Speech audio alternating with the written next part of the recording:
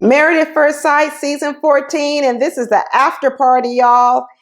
And for this after party, it was Lindsey and Chris.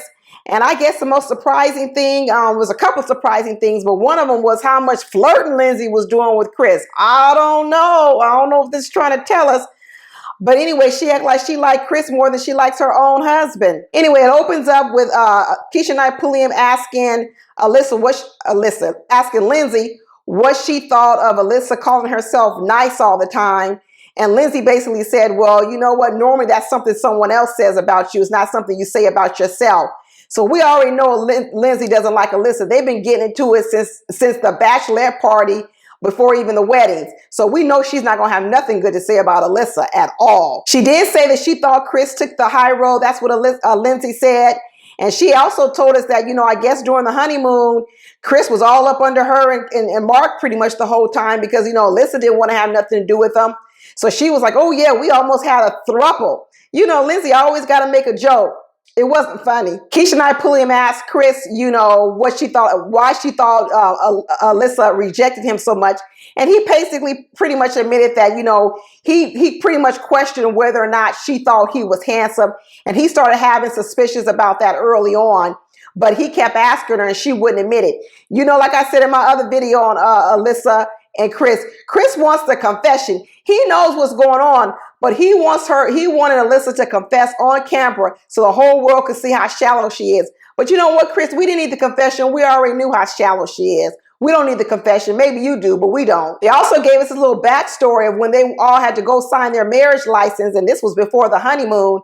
And they were saying when they were about to get ready to sign the marriage license, Alyssa was on the phone talking to her lawyers. So I guess she was trying to get out of the Married at First Sight contract. But I'm sure that contract is ironclad. They got a lot of team of lawyers. They done locked it up. So listen, I don't know what you're doing. You wasted your little money on that consultation because you know what? She ended up signing it. And the officiant or the justice of the peace, whoever, was like, he wanted to hear her say she was happy to be married. But you know what? She didn't even say it. Who knows? Maybe Alyssa is setting up an annulment because, maybe later on, she'll be able to say she was coerced and she had to sign the marriage certificate under duress. She was already calling her lawyer. So who knows? After this is all over, Alyssa's probably going to ask for an annulment as opposed to a divorce. We also see the shenanigans started even before we got to the honeymoon. Alyssa didn't even want to sit next to Chris. I don't understand this. I don't understand that just because you find someone not attractive, you can't even sit next to them. You can't even talk to them. This is just pure just meanness. It's not even a decent level of humanity. You don't have to find someone attractive to sit next to them. This is ridiculous. I sit next to ugly people all the time on public transportation. I don't understand what the problem is. But Lindsey, every time you turn around, she's grabbing Chris's hand, hugging him, rubbing all over his arms. I'm like, girl, get off of him. You fawning all over him. What's she doing? She always got to be center of attraction. Normally they got 3 people on the after party, but this time they only had 2, probably because Lindsey takes up so much space in the room. She has to talk so much. You always got to wrangle her and cut her off. Otherwise, she'll talk the whole show. But all that over, PDA all over Chris, it was just really too much because we're not supposed to know whether or not they're still together. But let me tell you, I don't even think Lindsey and Mark are even together anymore. She sure didn't act like it on this after party. Then Lindsey starts telling the story with the bed bugs with Chris and about how the landlord was blowing up his phone the whole time. They even had it on camera. She's texting all about these bed bugs and everything. And Lindsey tends to believe there's something more behind than just the bed bug issue, because I don't know why somebody would be bothering you while you're on your honeymoon. That is true, Lindsey. I do agree with that. And then all of a sudden she's kicking them out because of those cats. And Lindsey tends to believe that the woman is jealous or, possessive over Mark or whatever else. I don't know. I don't know how old this lady is. Who knows what's going on? But you know what? 3, 5 cats. She probably don't want all them cats in her apartment. She probably didn't want them before.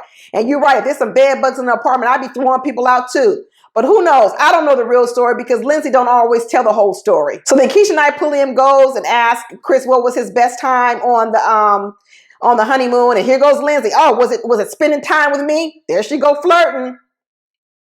He was like, no, it was when I went scuba diving. So anyway, Lindsey starts going on talking about she's starting to see some inconsistencies in Mark, Some of the stuff he says doesn't line up with what she sees. And you know what? I see some of it too, Lindsey. So you know what? You're not wrong. I see it too. But at least Lindsey admitted that she likes to be in control. That's why she was so happy this last episode, because Mark basically gave her the free reign and let her be in control. That's the only time Lindsey's happy. Lindsey's happy when she's in control. She's got the floor. She can talk all she wants. She can tell all her not so funny jokes. Right? She can be talking about somebody, going after somebody. That's her happy zone. When you mess up any of that, you choose something for yourself, you don't make her happy, that's when the evil side of Lindsey comes out. Even Chris admitted that whenever there was trouble on the honeymoon, most of the time it was because Lindsey started it. Everybody says the same thing about Lindsey, but she don't see it about herself. But everybody says she's a shit starter. Like I told you in all the other videos I did, Lindsey's a professional shit starter. But Lindsey, was complimenting Chris, telling he's got compassion and he's funny and he's quirky and all these other kind of things.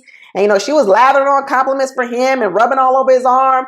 So who knows? Maybe she's trying to shoot her shot. Maybe she says, you know what? If Alyssa don't want you, I'll take you. Anyway, that's it, y'all. Talk to you later. Bye.